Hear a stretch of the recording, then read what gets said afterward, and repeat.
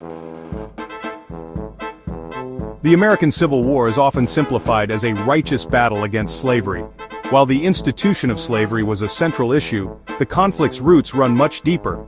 Many factors intertwined to tear the nation apart. To truly understand the Civil War, we must look beyond a single narrative.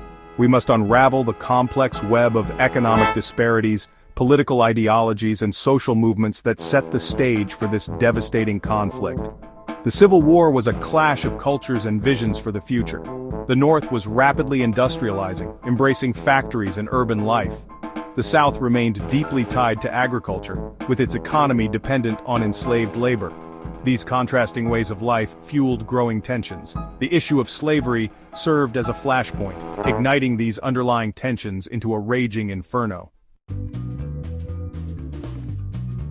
The North and South had developed along starkly different paths.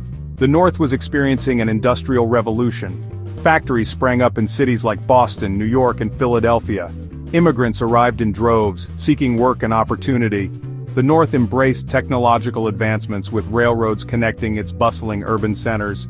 In contrast, the South remained largely rural. Its economy revolved around agriculture, particularly cotton production. This reliance on agriculture fueled the South's dependence on enslaved labor. Plantations, some vast and wealthy, dotted the southern landscape. The South's social hierarchy reflected this agrarian system, with wealthy planters wielding significant power. At the heart of the conflict lay a fundamental question: how much power should individual states have within the Union? This debate over states' rights fueled tensions between the North and South.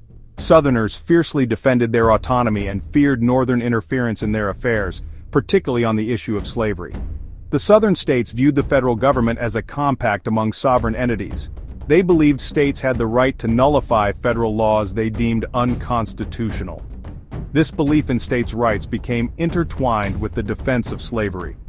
Southerners argued that the federal government had no right to interfere with the institution within their borders. Throughout the early 19th century, political leaders attempted to maintain a fragile peace through a series of compromises. These compromises aimed to balance the interests of free and slave states, but they ultimately proved insufficient to quell the growing sectional divide.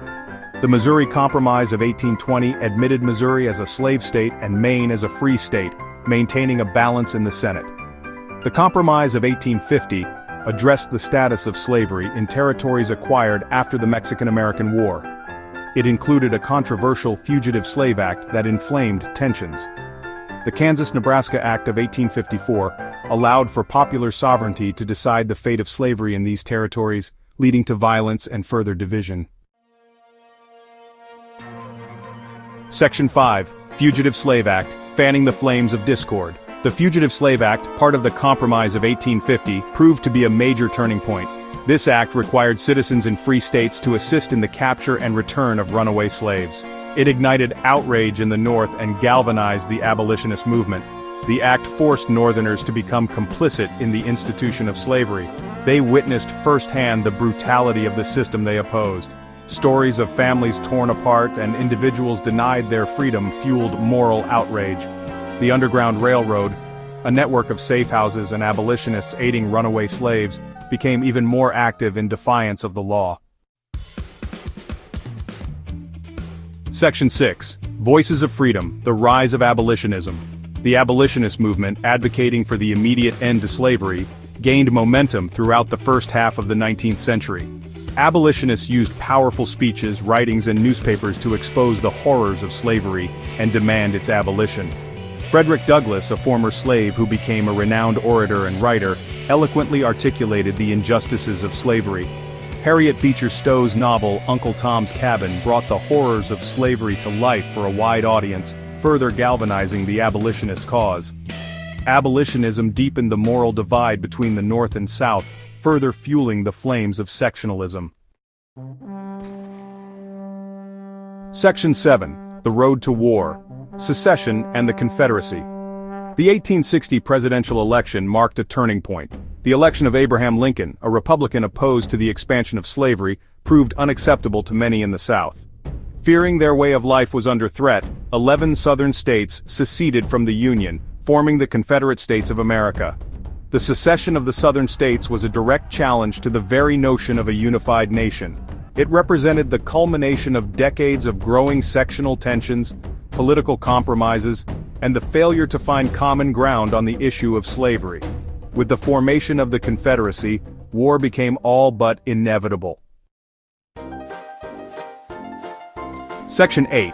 A Legacy of Conflict, Reflections on a Nation's Past. The American Civil War stands as a pivotal moment in our nation's history.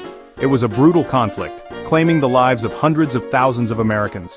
While the war ultimately ended slavery, its legacy continues to shape the United States today.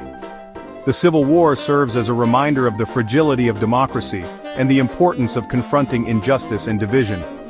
As we reflect on the complex origins of the Civil War, we must remember that history is rarely simple.